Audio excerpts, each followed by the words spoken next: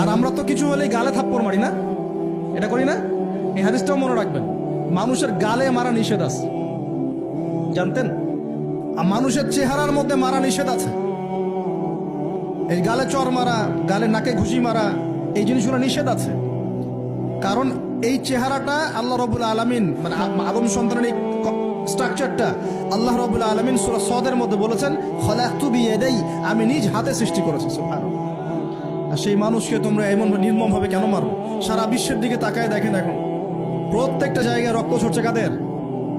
মুসলিমদের। কাদের? মুসলিমদের। আল্লাহ পাক আমাদেরকে বোঝার তৌফিক দান করুন।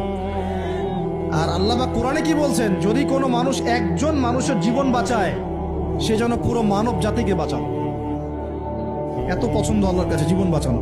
আর কেউ যদি কোনো মানুষকে অন্যায়ভাবে হত্যা করে, সে যেন পুরো মানব জাতিকে হত্যা করে। আল্লাহ আমাদেরকে হেফাজত করুন। এখন খুন খুব সহজ হয়ে গেছে, মারামারি খুব সহজ হয়ে গেছে। হ্যাঁ, ভাই ভাইকে হত্যা করতেছে, ছেলে বাবাকে হত্যা করতেছে, বোন বোনের সাথে ভাইয়ের দ্বন্দ্ব, ভাই বোন মারামারি, প্রতিবেশী মেয়ে নিয়ে, সম্পত্তি নিয়ে, মাদক নিয়ে, কিশোর গ্যাং নিয়ে, কত কি হচ্ছে। এখন মানুষের জীবন সস্তা হয়ে যাচ্ছে না এখন? আল্লাহ পাক এগুলো কিয়ামতের আলামত। নবী সাল্লাল্লাহু আলাইহি ওয়াসাল্লাম বলেছেন, ওয়াল হারাজ, কিয়ামতের আগে আগে হারাজ বাড়বে। হারাজ, সাহাবীরা বলছেন, মাল হারাজ, হারাজ কি ইয়া রাসূলুল্লাহ? তিনি বলছেন, আল কতল, আল কতল, গণহত্যা বাড়বে, গণহত্যা। কিয়ামতের আগে আগে খালি গণহত্যা বাড়বে। দেখছেন না এখন? সারা বিশ্বের দিকে তাকায় দেখেন। যাই হোক, এই আদ এবং সামুদ জাতিকে আল্লাহ পাক ধ্বংস করলেন। এখন সামুদ জাতিকে ধ্বংস করলেন কেন? অহংকারের কারণে, কুফর শিরকের কারণে এবং মানুষকে পিটানোর কারণে। আল্লাহ বলছেন, ওদেরকে ধ্বংস করেছি কি দিয়ে? সাইহাতান ওয়াহিদা। এটা ভালো করে মনে রাখবেন, সাইহাতান ওয়াহিদা মানে একটা শব্দ দিয়ে, প্রচন্ড ধুম একটা শব্দ, খালি এই এক শব্দে সবার কানের পর্দা ফেটে ফুটে জান বের হয়ে গেছে। আল্লাহু আকবার।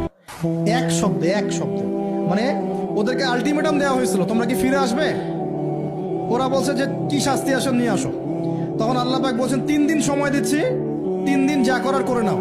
এই 3 দিন যে আল্লাহ সময় দিয়েছেন, এই 3 দিনে ওরা তওবা করে ফিরে আসে নাই, বরং এই 3 দিন ভোগ বিলাস করেছে। একদম পশু জবাই করেছে, খেয়েছে, মেয়েদেরকে নাচিয়েছে, মদ পান করেছে। 3 দিন ভোগ বিলাস ফুর্তি করেছে। মানে 2 হাতে চাপাও, হাত পেতে নাও, এরকম চিন্তা। যা আছে এখন লুটে খাও, পরেরটা পরে দেখা যাবে। এই চেতনা আমাদের মধ্যে আছে না? অনেকের মধ্যে। যা আছে এখন ভোগ করে নাও, কালকে যা হবে দেখা যাবে। হ্যাঁ, কালকে যা হবে দেখা যাবে, এখন যা আছে নাও, ভোগ করো। এই চিন্তা ছিল ওই 3 দিন সামুদ জাতির। ওরা ভোগ বিলাসে লিপ্ত হলো। হঠাৎ সকালবেলা তুম শব্দ, পুরো বিশ্ব, ওদের পুরো রাষ্ট্রটা কেঁপে উঠলো এবং সবগুলো মারা গেল। একটা শব্দ সব মারা গেল। সূরা কমার পরে দেখেন, সাইহাতান ওয়াহিদা, একটা মাত্র